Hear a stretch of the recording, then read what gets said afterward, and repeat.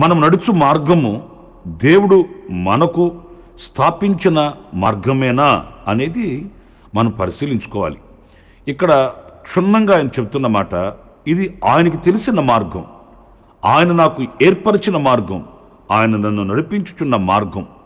ఇందులో నేను సువర్ణమవుతానే కానీ క్షీణించిపోను, నేను అభివృద్ధి చెందుతానే కానీ నేను ఎండిపోను అనే ఆంతర్యం ఆయన హృదయంలో ఉంది కనుకయే ఈ మాట ఆయన క్షుణ్ణంగా పలకగలుగుతూ ఉన్నాడు.